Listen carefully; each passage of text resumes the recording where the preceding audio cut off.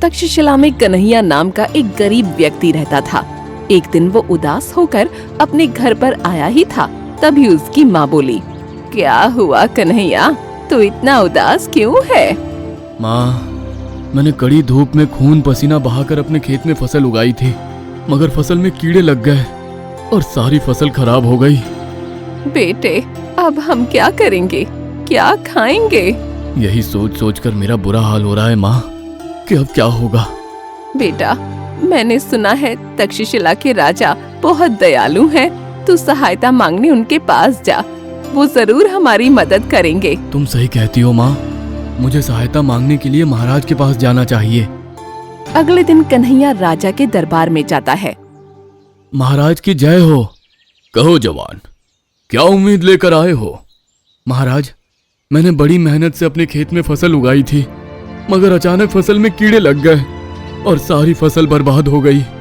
तो तुम भीख मांगने आए हो? नहीं महाराज, एक अन्नदाता दूसरे अन्नदाता से मदद मांगने आया है, भीख नहीं। अकड़ तो शहंशाह जैसी है, फिर भीख मांगने क्यों आया है? किसान हूं इसलिए अकड़ है, और मजबूर हूं इसलिए मदद मांगने आया हूं। फसल में कीड़े लगना तेरी फूटी किस्मत है, इसलिए मैं तेरी कोई मदद नहीं कर सकता। राजा के जवाब से दुखी होकर कन्हैया अपने घर वापस आता है। उसका लटका हुआ चेहरा देखकर उसकी माँ बोलती है, क्या हुआ कन्हैया, महाराज ने क्या कहा? कन्हैया अपनी माँ को सारी घटना बताते हुए बोला, बुरा समय आता है तो कोई मदद नहीं करता माँ। दिल छोटा मत कर बेटा, महाराज मदद करें ना करें, भगवान हमारी मदद जरूर करेंगे। भगवान के प्रति माँ का विश्वास देख कन्हैया चुपचाप अपने कमरे में जाकर लेट गया और कुछ ही देर में उसे नींद आ गई। कुछ देर बाद अचानक कन्हैया की आंख खुली। आंखें खोलते ही उसने देखा कि वो अपने घर में नहीं, एक जंगल में था। ये मैं कहाँ आ गया? मैं तो अपने घर पर लेटा हुआ था।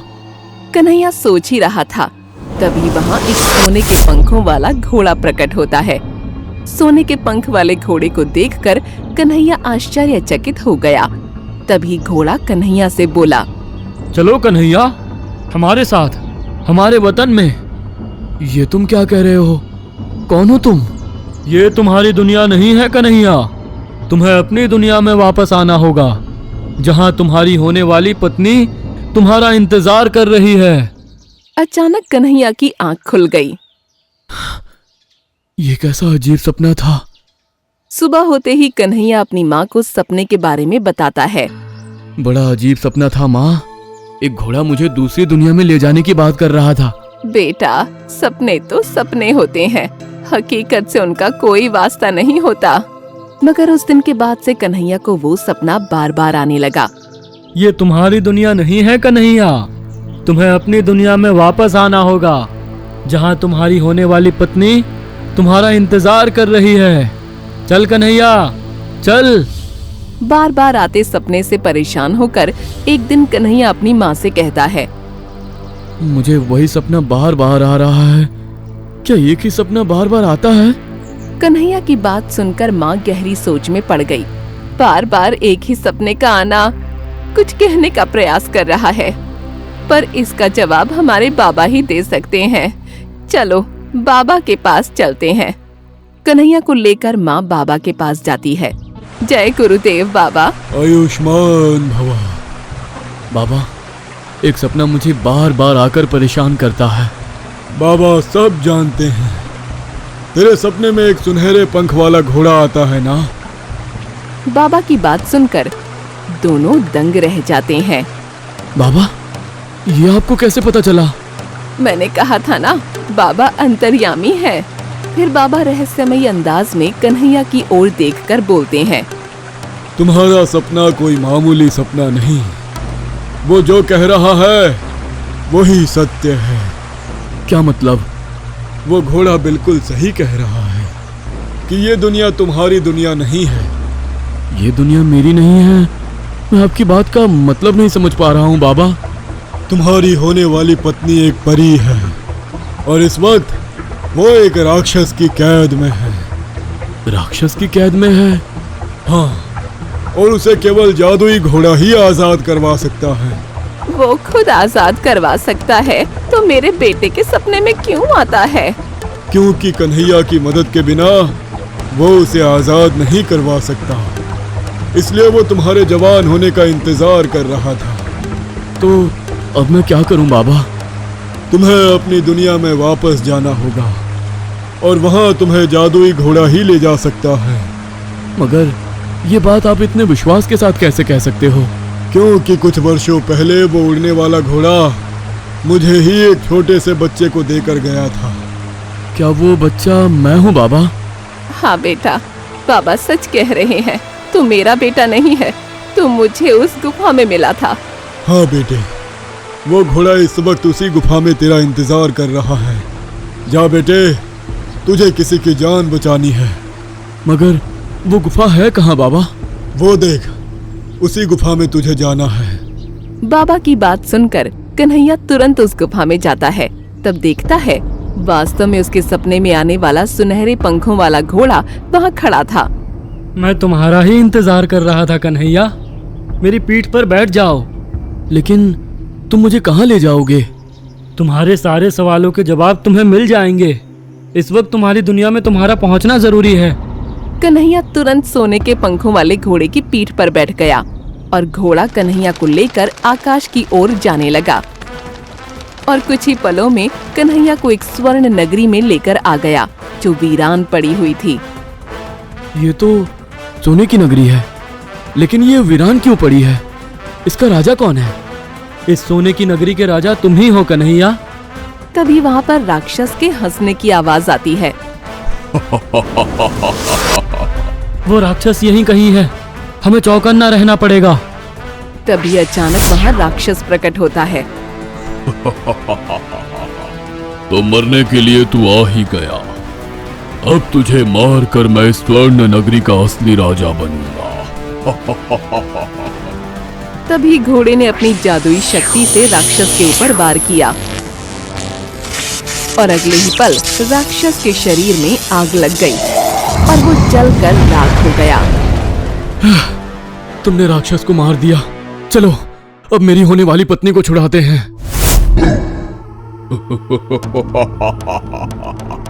ये तो जिंदा हो गया। मुझे मारना इतना आसान नहीं है बच्चे। अब देख मैं तेरी क्या हालत करता हूँ। ये ले। जैसे ही राक्षस उसे मारता है घोड़ा अदृश्य हो जाता है। मायावी के साथ माया। ये ले।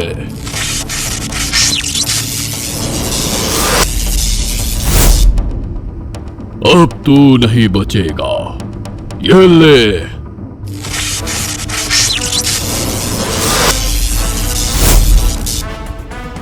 जादुई घोड़े, ऐसा कब तक चलता रहेगा? ये कैसे मरेगा? तुम्हारी मदद के सिवा ये नहीं मर सकता। ये लो गंगा जल, तुम इस पर पवित्र गंगा जल छिड़को और मैं आग उगलता हूँ। दोनों ही कार्य एक साथ होंगे तो राक्षस जलकर भस्म हो जाएगा। कन्हैया और घोड़ा दोनों काम एक साथ करते हैं। घोड़ा आग उगलता है और कन्हैया गंगा जल छिड़कता है। राक्षस मर गया। अब क्या करें? तुम्हारी होने वाली पत्नी उस किले में बंद है, चलो उसे आजाद करते हैं। कन्हैया घोड़े पर बैठ जाता है और घोड़ा उड़कर किले के अंदर जाता है। अंदर जाते ही उसने देखा कि कारागार में एक सुंदर लड़की बंद थी। कन्हैया ने तुरंत उसे आजाद कर दिया। शुक्रिया पतिदेव। क्या तुम वही हो? हाँ, मैं तुम्हारी होने वाली पत्नी हूँ। और मैं कौन हूँ? तुम इस नगरी के राजा हो। मेरा और तुम्हारा विवाह बचपन में तय हो गया था, लेकिन बरसों पहले इस राक्षस ने तुम्हारे माता पिता की हत्या करके इस स्वर्ण नगरी पर अपना अधिकार जमा लिया था। और उस वक्त मैंने तुम्हारी जान बचाकर तुम्हें दूसरी दुनिया की गुफा में छोड़ आया था। परंतु ये राक्षस जानता था कि मैं अपनी जादुई शक्ति से तुम्हारे सपने में ये नगरी दिखाकर तुम्हें वापस ला सकती हूँ, इसलिए उसने मुझे कैद कर लिया था। लेकिन उसे मारने का मंत्र मैं जानता था, इसलिए तुम्हारी मदद से हमने उसे मार दिया। अब मुझे पता चल गया है कि वो सपना मुझे बार बार क्यों आता था। हाँ, अब राजमहल चलते हैं। आज से तुम्हें राजगद्दी जो संभालनी है। नहीं, मैं पहले पृथ्वी लोक पर अपनी माँ से मिलना चाहता हूँ। वो मेरी असली माँ ना सही, लेकिन उसी ने मुझे पाला पोसा है। ठीक है, तो चलो जल्दी से तुम दोनों मेरी पीठ पर बैठ जाओ। दोनों के घोड़े पर बैठते ही घोड़ा कुछ ही देर में हवा से बातें करने लगा। कुछ ही देर में दोनों को लेकर घोड़ा कन्हैया के घर पर आता है। मैंने कहा था ना कि तुम्हारा बेटा जल्द वापस आएगा। शुक्रिया बाबा। बेटे को देखकर माँ खुश हो जाती है और तभी माँ कन्हैया से बोली, कन्हैया तू हमारे राजा को जानता है ना? उसे कैसे भूल सकता हूँ माँ, उसने हमारी मदद नहीं की थी। लेकिन आज उसे तेरी मदद की जरूरत है। बेटा हमारे राजा को एक खतरनाक बीमारी हो गई है, उसे केवल तेरा जादुई घोड़ा ही ठीक कर सकता है। मैं चाहती हूँ तू उनकी मदद करे। ठीक है माँ, भले राजा ने हमारी मदद नहीं की थी, लेकिन तेरे कहने पर मैं उनकी मदद जरूर करूँगा। चल घोड़े। इतना बोलकर कन्हैया घोड़े पर सवार होकर राजमहल की ओर जाने के लिए निकल पड़ता है। कुछ ही देर में दोनों राजा के पास पहुंच जाते हैं। हे जादुई घोड़े, मेरे महाराज को ठीक कर दे। घोड़े की जादुई शक्ति से राजा ठीक हो जाता है। तू वही है ना जिसे मैंने मदद नहीं की थी, फिर भी तूने मेरी मदद की। महाराज की जान बचाना मेरा फर्ज है, अपना फर्ज नहीं निभाने का मुझे रंज है। मुझे माफ कर दे मित्र। कन्हैया बड़ा दिल दिखाते हुए राजा को माफ कर देता है। फिर अपनी पत्नी और माँ को घोड़े पर बिठाकर सोने की नगरी की ओर चल पड़ता है। ये कहानी एक ऐसी गांव की है जो श्रापित था। उस गांव के लोग सोने के लिए काफी लालची थे, इसलिए उस ऋषि मुनि ने गांव वालों को श्राप दिया था। इस गांव में अब किसी के पास कभी भी सोना नहीं होगा, ये मेरा श्राप है। देखते देखते कई साल बीत जाते हैं और सच में उस गांव में सोना नहीं था। यदि कोई सोना खरीद कर लाता तो वो पत्थर का बन जाता, जिस वजह से गांव की बेटियों की शादियां नहीं हो पा रही थी। ऐसे ही एक दिन पंडित की बेटी के लिए रिश्ता आता है, पर लड़के वाले सिर्फ सोने की डिमांड करते हैं। पंडित जी, आपकी बेटी बहुत सुंदर और सुशील है, इसलिए हमें दहेज नहीं चाहिए, पर हम चाहते हैं कि आप अपनी बेटी को खाली हाथ विदा ना करें। देखिए, हमारे घर का रिवाज है कि बहू अपने साथ दहेज में कुछ लाए या ना लाए, पर सोना जरूर लाए। माफ करना, पर आपको सोने में एक अंगूठी भी नहीं दे पाऊंगा। आप चाहें तो मुझसे कैश ले लीजिए और शादी के बाद खुद ही सोना खरीद लीजिए। बुरा ना मानिएगा, हमारे गांव में सोना लाना अशुभ है। पंडित जी की ये बात सुनकर लड़के वाले भड़क जाते हैं। आप हमें बेवकूफ समझते हैं? अगर सोना नहीं देना है तो अपनी बेटी को अपने घर पर ही रखिए। बार बार बेटी का रिश्ता टूटने की वजह से अब बेचारा पंडित बहुत परेशान रहने लगता है। एक दिन वो मंदिर में जाकर प्रार्थना करता है, हे भगवान, हमारा गांव सोने से शापित है, पर इसमें मेरी बेटी का क्या कसूर? अगर इस महीने मेरी बेटी का ब्याह नहीं हुआ तो मैं अपने परिवार के साथ तेरी चौखट पे जान दे दूंगा। थका हारा पंडित जब रात के वक्त गहरी नींद में सो रहा होता है, तभी उसे एक सपना आता है जिसमें कुबेर देवता खुद प्रकट होते हैं। पंडित, तुम्हारा गांव सोने से शापित है। अगर तुम अपने गांव को श्राप से मुक्त करवाना चाहते हो तो मैं तुम्हें एक उपाय बताता हूँ। प्रभु, आप जो कहेंगे मैं वो करने के लिए तैयार हूँ। पंडित, तुम्हारे गांव में एक अनाथ बच्चा है। वो बच्चा कोई साधारण बच्चा नहीं है, ये वही बच्चा है जो तुम्हारे गांव में सोने की बारिश करवा सकता है। सोने की बारिश? हाँ, सोने की बारिश। लेकिन उस अनाथ बच्चे के अलावा और कोई भी सोने की बारिश नहीं करवा सकता। इसके लिए हमें क्या करना होगा प्रभु? सभी गांव वालों को मिलकर उसकी देखभाल करनी होगी। ठीक है प्रभु। याद रहे, सोने की बारिश केवल 2 बार ही होगी और बारिश में जितना सोना बरसेगा वो सभी गांव वालों को एक समान बांटना होगा। हम ऐसा ही करेंगे प्रभु। और हाँ, यदि किसी को कम ज्यादा सोना दिया तो वो सोना पत्थर का बन जाएगा। तथास्तु। अगले दिन पंडित सभी गांव वालों को मंदिर में इकट्ठा करता है और अपने सपने के बारे में बताता है। अरे मगर वो अनाथ बच्चा है कौन? अरे वो छोटू है ना, प्रभु उसी की बात कर रहे थे। अगर हम छोटू को अच्छे से रखेंगे तो हमारा गांव श्राप मुक्त हो जाएगा। सिर्फ मुक्त ही नहीं, गांव पर सोने की बारिश भी हो सकती है। पंडित की ये बात सुनकर सभी गांव वाले बहुत खुश होते हैं। फिर सभी मिलकर छोटू के पास जाते हैं। छोटू बेटे, आज से तुम अनाथ नहीं हो, हम सब तुम्हारे परिवार वाले ही हैं। ये सुनकर छोटू खुश हो जाता है, लेकिन अचानक गांव वालों को इतना प्यार करते देखकर छोटू को कुछ समझ नहीं आता। बेटे, अगर तुम हमारा साथ दो तो हमारे गांव का भला हो सकता है। मैं भला गांव का क्या भला कर सकता हूँ पंडित जी? फिर पंडित जी छोटू को अपने सपने के बारे में बताते हैं। अब समझा गांव वाले अचानक मुझ पर इतना प्यार क्यों बरसा रहे हैं। पर कोई बात नहीं, मैं अपने गांव वालों के लिए सब कुछ करूंगा, भले ही गांव वाले मुझे प्यार करें या ना करें। क्या सोच रहे हो बेटे? कुछ नहीं, बताइए मुझे क्या करना है। तभी पंडित उसे गांव के बीच ले जाता है और उसे सोने की बारिश की गुहार करने के लिए कहता है। छोटू जोर जोर से सोने की बारिश की गुहार लगाने लगता है। हे कुबेर देवता, हमारे गांव में सोने की बारिश कीजिए। प्रभु, मेरे गांव को श्राप से मुक्त कीजिए। कुछ ही देर में चमत्कार होता है। आसमान से पानी की जगह सोना बरसने लगता है। ये देख सारे गांव वाले खुश हो जाते हैं। कुछ देर बाद सोने की बारिश होनी बंद हो जाती है। गांव में बारिश के पानी की जगह सोना ही सोना दिख रहा था। फिर पंडित जी सभी गांव वालों को बराबर हिस्से में सोना बांट देते हैं। सोना पाकर सभी गांव वाले खुश हो जाते हैं, पर रामू नाम की व्यक्ति के दिमाग में कुछ और ही चल रहा था। इतने सोने से मेरा क्या होगा? मुझे सारा सोना चाहिए और सारा सोना पाने के लिए मुझे छोटू का अपहरण करना होगा। रामू काफी लालची था। गांव में सबसे अमीर बनने की चाहत में वो एक दिन छोटू का अपहरण कर लेता है। मुझे यहाँ क्यों लाए हो? मुझे छोड़ दो। छोड़ दूंगा, पर पहले मैं जो कह रहा हूँ वो कर, फिर मैं तुझे छोड़ दूंगा। तुम मुझसे क्या चाहते हो? मैं सबसे अमीर बनना चाहता हूँ और वो तेरे बिना संभव नहीं। इसमें मैं क्या कर सकता हूँ? सबसे अमीर बनना है तो मेहनत कीजिए, बिना मेहनत के कोई अमीर नहीं बन सकता। भाषण मत दे, चुपचाप मेरे खेत के ऊपर जल्दी से सोने की बारिश करवा दे। नहीं, मैं बारिश की गुहार नहीं लगाऊंगा। अगर तू सोने की बारिश की गुहार नहीं लगाएगा तो मैं तुझे इसी खेत में जिंदा गाड़ दूंगा। छोटू डर के मारे सोने की बारिश की गुहार लगाता है।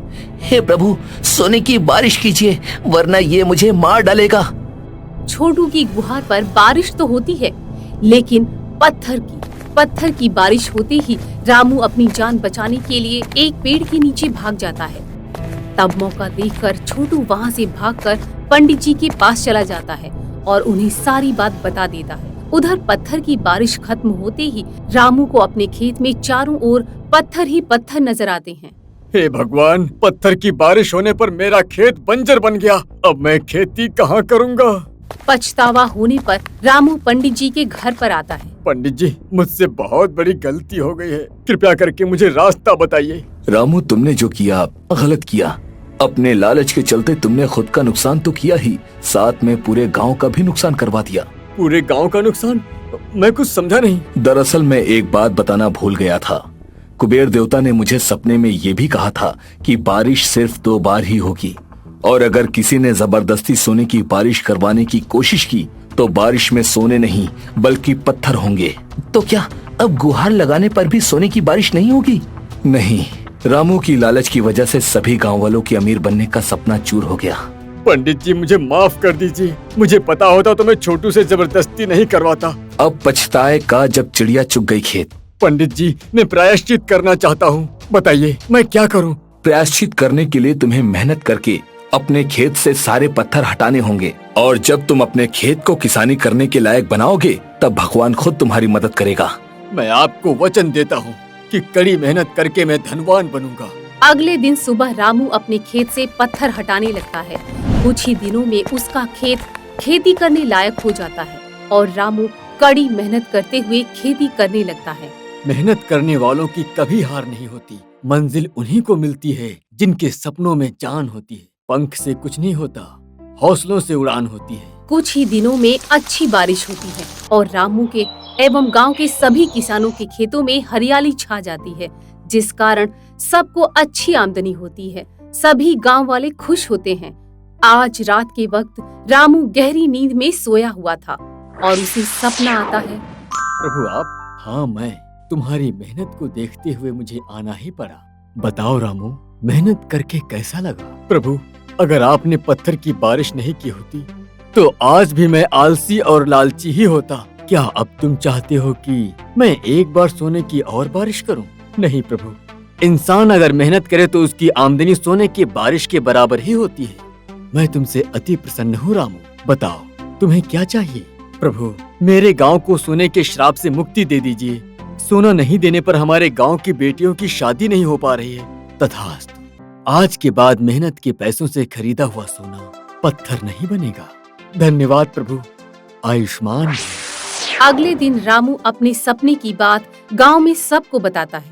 तो क्या हमारा गांव सोने के श्राप से मुक्त हो गया? हाँ पंडित जी।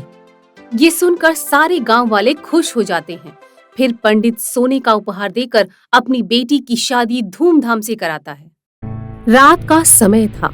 चमनपुर गांव में चारों ओर घना अंधेरा छाया था। उसी अंधेरी रात में महेश नाम का एक लड़का सड़क से पैदल चलते हुए जा रहा था। अरे बाप रे, कितना अंधेरा है, दूर दूर तक कोई दिखाई भी नहीं दे रहा। महेश डरते डरते अपने घर की ओर जा रहा था। तभी वो गांव के पुराने सूखे हुए कुएं के पास आता है तो उसे कुएं से किसी की आवाज आती है। महेश, ओ महेश, यहाँ आओ। यहाँ तो कोई नहीं है, फिर मुझे आवाज किसने दी? महेश, तुम्हारे पास में जो कुआं है, मैं उसी कुएं में हूँ जो तुम्हें आवाज दे रहा है। ये आवाज कुआं दे रहा था। ये सुनकर महेश को अजीब सा लगता है। क्या सच में इस कुएं से आवाज आ रही है? मगर ये कैसे संभव हो सकता है? लगता है कोई कुएं के अंदर बैठकर मुझसे मजाक कर रहा है। महेश, इस कुएं के अंदर काफी सारा खजाना है। इस कुएं के अंदर आओ और जितना चाहो उतना खजाना लेकर जाओ। खजाना? हाँ, खजाना। अब ज्यादा सोचो मत और कुएं के अंदर आकर खजाना निकाल लो। इस कुएं में कोई नजर नहीं आता, लगता है यहाँ कोई भूत है। भागो यहाँ से। महेश वहाँ से भागकर अपने छोटे से घर में आता है, जहाँ घर में उसके माता पिता उर्मिला और मोहन और छोटे भाई बहन अंकित और साक्षी थे। क्या हुआ महेश, इतना हाफ क्यों रहा है? महेश अपने परिवार को उस कुएं की सारी घटना बताता है। बेटा, ऐसा नहीं हो सकता, जरूर तेरे साथ किसी गांव वाले ने मजाक किया होगा। महेश चमनपुर गांव में अपने गरीब परिवार के साथ एक छोटे से घर में रहकर अपना जीवन बिता रहा था। थोड़े समय बाद सब खाना खाकर सो जाते हैं। अगले दिन महेश काम पर चला जाता है। महेश एक कारखाने में 200 रुपए रोज दिहाड़ी से काम करता है। उस रोज रात का समय था। महेश कारखाने से घर की ओर जा रहा था। अब पिताजी की दवाई कैसे लाऊं? मेरे पास तो थोड़े ही पैसे हैं। इन्हीं विचारों में खोया हुआ महेश चलते चलते उसी बोलते हुए कुएं के पास से गुजर रहा होता है। तभी उसे एक बार फिर उस कुएं से आवाज आती है। महेश, ओ महेश, यहाँ आओ। डरो नहीं, मुझे तुम्हारा दोस्त समझो। यहाँ आओ। देखो, मुझे ऐसा मजाक बिल्कुल पसंद नहीं है। ये मजाक नहीं है महेश, मैं तुमसे एक बार फिर कहता हूँ कि इस कुएं के अंदर काफी सारा खजाना है। इसके अंदर आओ और जितना चाहो उतना खजाना लेकर जाओ। महेश, यहाँ आओ। बोलती कुएं की बात सुनकर महेश फिर से डरकर वहाँ से भाग जाता है। इसी तरह ये घटना महेश के साथ रोज रोज घटने लगी। अब महेश काफी परेशान हो चुका था। तभी एक दिन शाम में महेश सारे गांव वालों को उसी सूखे कुएं के पास लेकर आता है और सबको उस कुएं के बारे में बताता है। बेटे, गांव वालों को ये सब बताने की क्या जरूरत है? ऐसे कुएं में खजाना वजाना कुछ नहीं होता। पिताजी, अगर इस कुएं से सच में खजाना निकल गया तो सोचिए, हम गांव वालों का जीवन कितना सवर जाएगा। हमारे पूरे गांव की गरीबी दूर हो जाएगी। महेश बेटा, हम तेरे साथ हैं। हम सब मिलकर इस कुएं में खुदाई करके देखेंगे। अगर इस कुएं से सच में खजाना निकल गया तो हम तो माला माल हो जाएंगे। खजाने की लालच में आकर सारे गांव वाले उस कुएं के अंदर खुदाई करने लगते हैं। सब लोग मिलकर उस गहरे कुएं को और खोदने लगते हैं। थोड़ी समय बाद वहाँ एक बुजुर्ग बाबा आते हैं। गांव वालों, तुम सब इस कुएं में खुदाई क्यों कर रहे हो? बाबा, इस कुएं में खजाना है, इसलिए हम कुएं में खुदाई कर रहे हैं।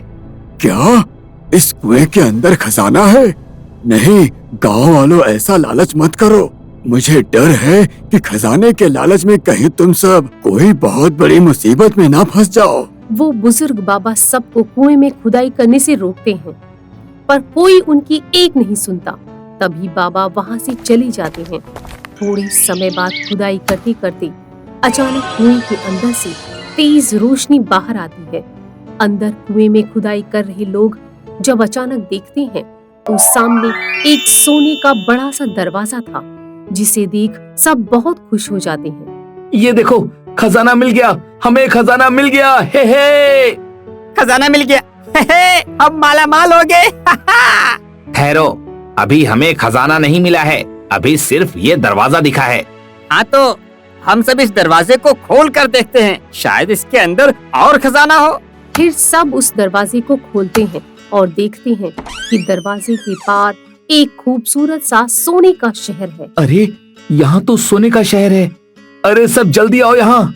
सारे गांव वाले एक एक करके कुएं के अंदर आकर उस दरवाजे के अंदर जाते हैं, जहां एक बड़ा सा सोने का शहर था। सोने के शहर में घर, गुड़िया, पेड़ पौधे, पत्थर सब कुछ सोने के बने थे। सोने के शहर को देखकर सभी गांव वाले दंग रह जाते हैं। अरे बाप रे, ये तो पूरा शहर ही सोने का है। यहाँ तो सब कुछ सोने का ही है। इतना सारा खजाना, क्या अब ये सारा हमारा है? सोने के शहर को देखकर सभी काफी खुश होने लगते हैं और सब वहाँ की सोने की चीजों को हाथ लगाकर देखने लगते हैं। तभी महेश पीछे मुड़कर देखता है तो वो दरवाजा और कुआं वहाँ से गायब हो चुका था। अरे, वो दरवाजा और कुआं कहाँ गया, जहाँ से हम आए थे? सब चारों ओर देखने लगते हैं तो वहाँ वो दरवाजा था ही नहीं। कहाँ गया हमारे गांव जाने का रास्ता? अब हम वापस कैसे जाएंगे? ऐसा कैसे हो सकता है? वो रास्ता तो यही था। अचानक अपने दरवाजे को गायब होता देख सब घबराने लगते हैं। अब हम अपने गांव वापस कैसे जाएंगे? चलिए हम इस शहर में देखते हैं, शायद हमें कोई रास्ता मिल जाए। सब मिलकर उस सोने के शहर में घूमते हुए रास्ता ढूंढने लगते हैं। सोने के शहर में सभी चीजें सोने की थीं, मगर वहाँ एक भी इंसान नहीं था। कमाल है, इस शहर में एक भी इंसान नहीं है। मुझे बहुत जोर की प्यास लगी है, पर यहाँ तो चारों ओर सोना ही सोना है। यहाँ पानी कहाँ होगा? पानी होगा तो भी कौन देगा? यहाँ तो सब घर के दरवाजे भी बंद हैं और दरवाजों पर तो सोने के ताले भी लगे हुए हैं। ये हम कैसे शहर में आ गए? यहाँ तो ना पानी दिखाई दे रहा है और ना ही कोई खाना। अब क्या करें? अगर हमें वापस अपने गांव जाना है तो सबसे पहले हम सबको जीना होगा और जीने के लिए खाना होगा। तो अब हम क्या करें सरपंच जी? हमें खाने की तलाश करनी होगी। फिर सब मिलकर सोने के शहर में खाना और पानी की तलाश में निकल पड़ते हैं, पर काफी समय तक घूमने के बाद भी उन्हें न खाना मिलता है और न ही पानी। बस हर तरफ सोना ही सोना था। महेश, खजाने की लालच में ये कहाँ फंस गए हम? यहाँ तो ना खाना है ना पानी, और ना ही इस शहर से बाहर निकलने का कोई रास्ता दिखाई दे रहा है। सब काफी परेशान होने लगते हैं। इसी तरह शाम हो जाती है। भूख और प्यास से सबका हाल बेहाल हो जाता है और तभी सब थक कर एक स्थान पर आकर बैठ जाते हैं। घूम घूम कर काफी थक चुके हैं, अब हम क्या करेंगे सरपंच जी? सब लोग यहीं पर थोड़ा आराम कर लो। तभी दाईं ओर से ठंडी हवा आने लगती है। ठंडी हवा? देखो गांव वालों, इधर से कितनी ठंडी हवा आ रही है। लगता है इस तरफ पास में ही कहीं दरिया है। सब तेजी से दौड़ते हुए जाते हैं तो सामने एक छोटा सा तालाब था जहाँ बहुत सारा पानी था। अरे वाह, पानी! सब तालाब के पास जाकर वहाँ का पानी पीने लगते हैं, जो काफी कड़वा था। ये पानी तो बहुत कड़वा है, मगर प्यास की तलब में सब लोग उस तालाब के कड़वे पानी को भी पीने लगते हैं। देखो, जब यहाँ पानी है तो यहाँ खाना भी जरूर होगा। हाँ, हमें यहीं कहीं खाना मिल सकता है। चलो खाना ढूंढो। सब दो दो आदमी के ग्रुप में अलग अलग दिशा में जाकर खाने की तलाश करने लगते हैं, पर किसी को भी खाना नहीं मिलता। इसी तरह खाने की तलाश में 2 दिन बीत जाते हैं, पर अब तक किसी को भी खाना नहीं मिला था। सब उस दरिया के पानी को पीकर ही अपनी भूख और प्यास को मिटाने लगते हैं। अब खाना ना होने की वजह से सबका हाल बेहाल हो चुका था। हम कब तक यहाँ रहकर ये कड़वा पानी पीते रहेंगे? भूख की वजह से हमारा हाल बेहाल हो रहा है। अगर हम ऐसे ही भूखे रहें तो हम सब मर जाएंगे। अब तो खाना ढूंढने के लिए भी हम में हिम्मत नहीं बची है। इस तरह 2 दिन और बीत जाते हैं। लगातार 4 दिन तक भूखी प्यासे रहने की वजह से सबकी हालत बहुत ही ज्यादा खराब हो जाती है। सब काफी कमजोर हो जाते हैं। किसी से अब खड़ा भी नहीं हुआ जा रहा था। मुझे कुछ खाने को दे दो। बहुत जोरों की भूख लगी है। भूख के कारण हम कितने कमजोर हो चुके हैं। लगता है अब हमारा अंतिम समय आ चुका है। भूख की तड़प में सबको उस सोने के शहर में अपनी मौत नजर आ रही थी। सब उस दरिया के पास इधर से उधर बिखरे पड़े थे। किसी से ना बैठा जा रहा था और ना ही खड़ा हुआ जा रहा था। सब काफी ज्यादा कमजोर हो चुके थे। तभी उसी दरिया के अंदर से वही बुजुर्ग बाबा बाहर आते हैं जो गांव वालों को उनके गांव में मिले थे। आलोक निरंजन, बाबा, आप। मैंने तुम लोगों से पहले ही कहा था कि खजाने के लालच में ऐसा मत करो। अब देखो तुम सब कितनी बड़ी मुसीबत में फंस चुके हो। बाबा, हमसे भूल हो गई। कृपा करके हमें इस सोने के शहर से बाहर निकाल दीजिए। ये मेरे बस की बात नहीं है बाबा। कोई तो रास्ता होगा। सोने के शहर से बाहर निकलने का एक ही रास्ता है, मगर क्या तुम वो रास्ता ढूंढ पाओगे? आप रास्ता बताइए बाबा। हम जान की बाजी लगाकर भी उस रास्ते को ढूंढ निकालेंगे। ठीक है तो सुनो, इस शहर के किसी एक घर पर एक लकड़ी का दरवाजा लगा हुआ है। वही दरवाजा तुम्हारे गांव जाने का रास्ता है। मतलब कि अगर हम उस लकड़ी के दरवाजे को ढूंढ लेंगे तो हम सब अपने गांव वापस जा सकते हैं। हाँ, मगर याद रहे शहर के सारे दरवाजे सोने के हैं और उन सोने के दरवाजों में से तुम्हें वो लकड़ी का दरवाजा तलाश करना होगा। बाबा, आपकी कृपा रही तो हम उस दरवाजे को जरूर ढूंढ निकालेंगे। तथास्तु। इतना कहते ही बाबा वहाँ से गायब हो जाते हैं। इतने बड़े शहर में हम उस लकड़ी का दरवाजा कहाँ ढूंढेंगे? हाँ, यहाँ तो हर घर पर सोने के दरवाजे लगे हैं। मुझ में तो चलने फिरने की ताकत ही नहीं है। मैं भला दरवाजा कैसे ढूंढ पाऊंगा? मुझसे तो खड़ा ही नहीं हुआ जा रहा है। मैं भी दरवाजा नहीं ढूंढ पाऊंगा। 4 दिन से भूखी गांव वाले कमजोरी की वजह से ना चल पा रहे थे और ना ही बैठ पा रहे थे। तभी सरपंच कहता है, देखो, मरने से पहले जीने की उम्मीद मत छोड़ो। जीने के लिए आखिरी सांस तक हमें लड़ना चाहिए। सरपंच की बात सुनकर सब में हिम्मत आ जाती है। सब गिरते पड़ते एक एक करके सोने के शहर के हर घर के दरवाजे के पास जाकर दरवाजे को घिसकर देखने लगते हैं, मगर उन्हें लकड़ी का दरवाजा नहीं मिलता और यूं ही एक दिन और बीत जाता है। अब गांव वालों की हालत बद से बदतर हो जाती है। सब उस सोने के शहर में इधर से उधर जमीन पर बिखरे पड़े अपने जीवन की आखिरी सांसें ले रहे थे। अब तक किसी को भी वो लकड़ी का दरवाजा नहीं मिला था। पिताजी, अब मुझसे बर्दाश्त नहीं हो रहा। लगता है मेरी जान निकलने वाली है। महेश बेटा, लगता है तुमसे पहले मेरी जान निकल जाएगी।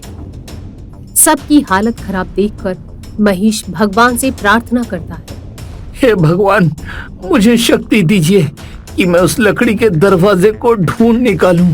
महेश की प्रार्थना जैसे भगवान ने सुन ली हो, ऐसे ही एक चमत्कार होता है। महेश हिम्मत करके एक सोने के घर के पास आता है और घर के दरवाजे को घिसने लगता है तो उसका पॉलिश निकलने लगता है और वो एक लकड़ी का दरवाजा होता है। देखो भाइयों, वो लकड़ी का दरवाजा मिल गया। ये सुनकर सब बहुत खुश हो जाते हैं। तभी महेश एक सोने की वस्तु से उस दरवाजे पर लगे ताले को तोड़कर एक एक करके अपने गांव वालों को उस दरवाजे के अंदर भेजता है।